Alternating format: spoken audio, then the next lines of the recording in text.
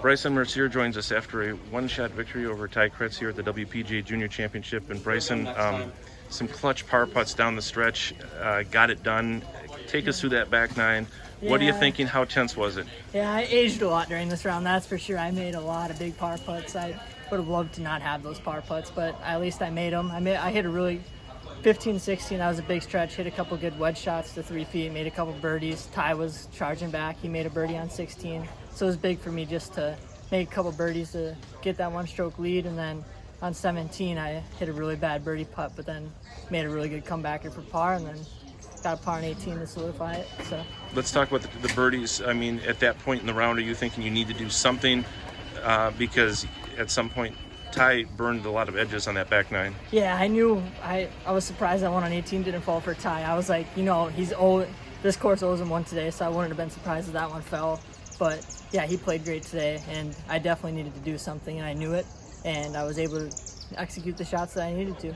I'm sure your dad's wondering, why did you hit that putt on 17 so hard, the first one, and what did you see on it?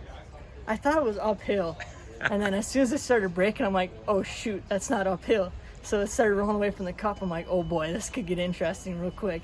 Then I was able to make the comebacker for par and settle my nerves down. Hit a wayward tee shot on 18, but got lucky a little bit.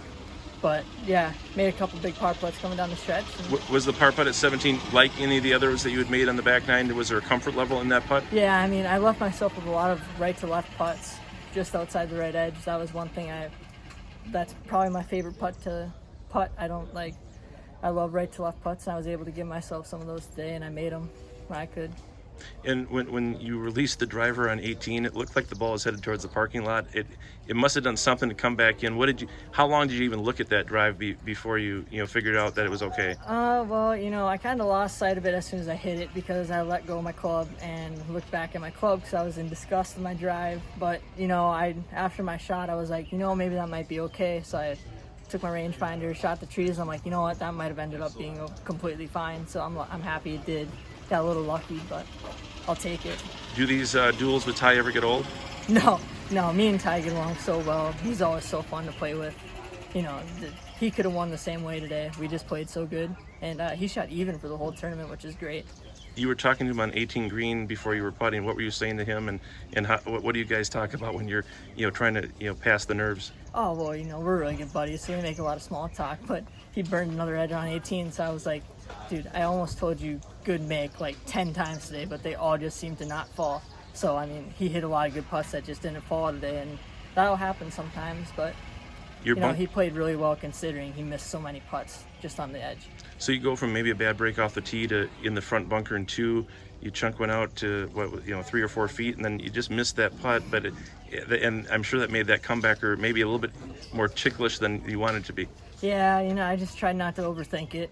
I made a lot of those little tiny ones today, so I was like, just stroke it in, don't overthink it, and I was able to make it. So I can't believe that putt didn't fall, though. I don't know how that was straight. Yeah, right, exactly. And lastly, your dad was saying that you're going to take a trip out to South Dakota State with Ty and see what's out there. I mean, is that potentially in the cards? Would you see what has to happen for you guys to be a tandem, and what are you looking for as you move down the recruiting trail?